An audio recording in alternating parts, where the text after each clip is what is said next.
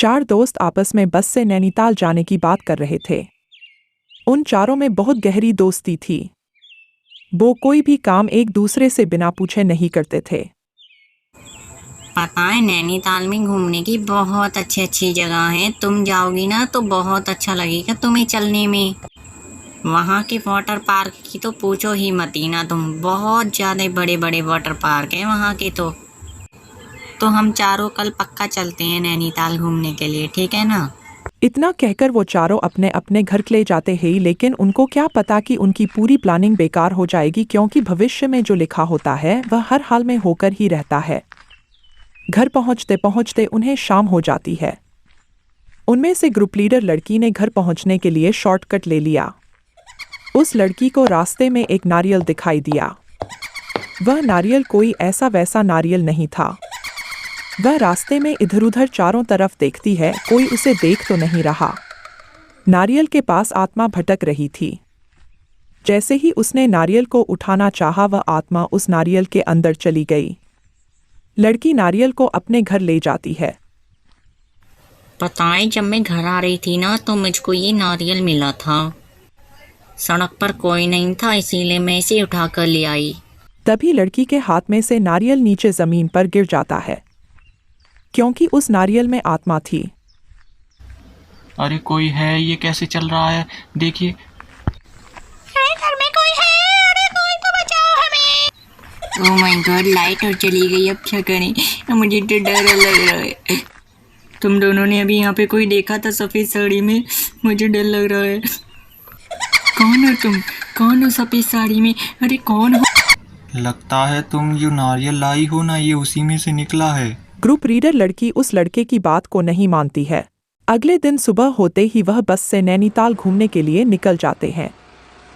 लेकिन उन चारों को यह नहीं पता कि उनके पीछे एक आत्मा भी बैठी है। जहाँ जहाँ वह लड़की जाएगी वहाँ वहाँ वह आत्मा उसके साथ ही रहेगी। उस लड़की के साथ ऐसा इसीलिए हो रहा था क्योंकि उसने सड़क के बीचों बीच से नारियल को उठाया था। उस आत्मा ने उस बस पर हमला कर दिया।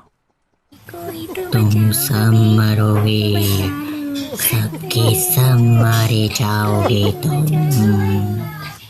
मैं तुम्हें जान से मार दूंगी। तभी वह आत्मा उस बस को खाई में लटका देती है और खाई में से बाहर निकलकर बोलती है, तुम सबके सब मारे जाओगे।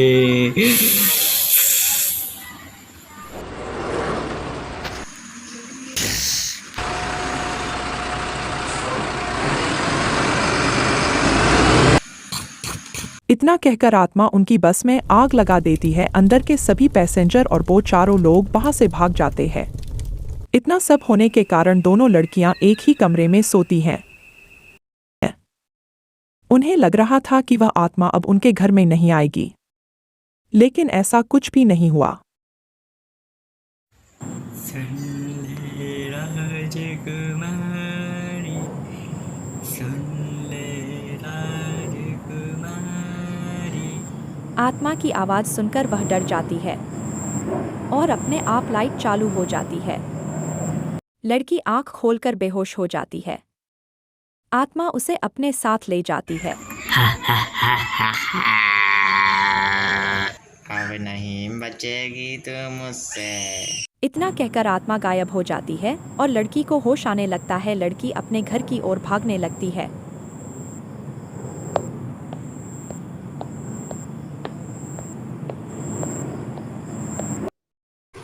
अरे बेटा, तुम्हारी सहेली कहाँ है? सुबह से नहीं मिल रही है मुझे घर में। कहाँ है? अंदर तो नहीं है कहीं कमरे में? बेटा देख, सच सच बता, कहाँ है मेरी बेटी? तभी उसकी बेटी वहां आ जाती है। लड़की अपनी माँ को बिना डरे सब कुछ बताने लगती है। वह अपनी माँ को शुरू से लेकर एंड तक की सारी कहानी बताने लगती है। तभी उसकी माँ उसे एक तांत्रिक बाबा के पास ले जाने के लिए समझाती है। बेटा अभी ज़्यादा देर नहीं हुई है, चल मेरे साथ बेटा प्लीज़। माँ के इतना समझाने के बाद बेटी तैयार हो जाती है तांत्रिक बाबा के पास जाने के लिए। उस आत्मा ने उसका घर भी नहीं छोड़ा, उन दोनों के पीछे वह भी चलने लगी। इतने में वह तांत्रिक बाबा के घर में आ जाते हैं। लड़की और लड़की की माँ दोनों मन में बहुत घबराते हैं, लेकिन अब जैसा किया है वैसा फल भी तो मिलना चाहिए। वो बाबा को सब कुछ सच सच बता देती है। इसके बाद बाबा आत्मा को भगाने के लिए विधि का प्रयोग करते हैं।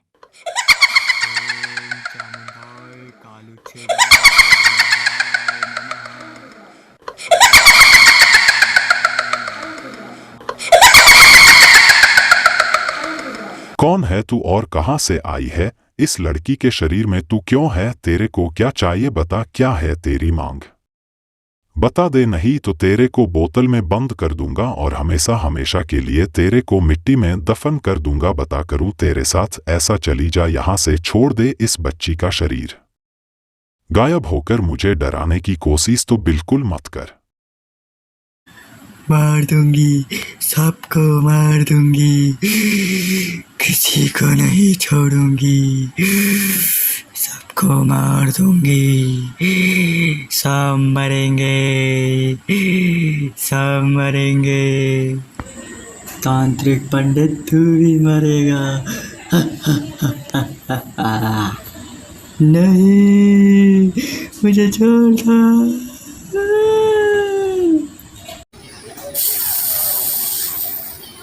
इतना सब हो जाने के बाद उस लड़की के शरीर में से आत्मा बाहर निकलकर जल के राख हो जाती है।